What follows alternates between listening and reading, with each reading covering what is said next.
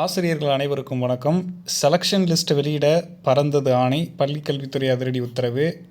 TRP சம்மந்தமான ஒரு மிக மிக முக்கியமான ஒரு செய்தி என்னென்னு பார்த்தீங்கன்னா, டெட் தேர்ச்சி பெற்ற அமைச்சு பணியாளர்களுடைய பட்டியல் அனுப்ப பள்ளிக்கல்வித்துறை அதிரடி உத்தரவு ஒன்று பிறப்பிச்சிருக்காங்க. ஃபுல்லாக பார்க்கலாம் வாங்க. அமைச்சு பணியாளர்களில் பட்டதாரி ஆசிரியர் பணிக்கு தகுதியானவர்கள் பட்டியலை அனுப்ப வேண்டுமென துறை அலுவலர்களுக்கு பள்ளிக்கல்வித்துறை அறிவுறுத்தியுள்ளது. தமிழகத்தில் அரசு பள்ளிகளில் பட்டதாரி ஆசிரியர் பணியில் உள்ள 2% காலியிடங்கள் அத்துறையின் அமைச்சு பணியாளர்களின் பதவி உயர்வு மூலமாக நிரப்பப்பட்டு வருகிறது. இது தொடர்பாக பள்ளிக்கல்வித்துறை இயக்குநரகம் சார்பில் அனைத்து மாவட்ட முதன்மை கல்வி அலுவலர்களுக்கு அனுப்பப்பட்டுள்ள சுற்றறிக்கை விவரம். இத்துறையில் பணிபுரியும் அமைச்சு பணியாளர்களில் கடந்த ஜனவரி 1ஆம் தேதி நிலவரப்படி பட்டதாரி ஆசிரியர், தமிழாசிரியர் பணிக்கு தகுதி பெற்றவர்களின் பட்டியலை அனுப்பி வைக்க வேண்டும்.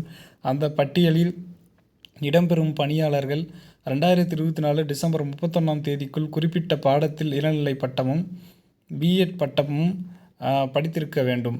இது தவிர சென்னை உயர்நீதிமன்ற வழக்குகளில் பட்டதாரி ஆசிரியர் பதவி உதவி பெறுவதற்கு ஆசிரியர் தகுதி தேர்வில் டெட் தேர்ச்சி பெற வேண்டுமென தீர்ப்பாணை வழங்கப்பட்டுள்ளது. எனவே இந்த தேர்வில் தேர்ச்சி பெற்ற அமைச்சு பணியாளர்கள் மட்டுமே பட்டியலில் இடம்பெற வேண்டும். அவர்கள் மீது துறை சார்ந்து எவ்வித புகார்களும் நடவடிக்கைகளும் நிலுவையில் இல்லாதவாறு உறுதி செய்து கொள்ள வேண்டும். இவ்வாறு அதில் கூறப்பட்டிருக்கிறது.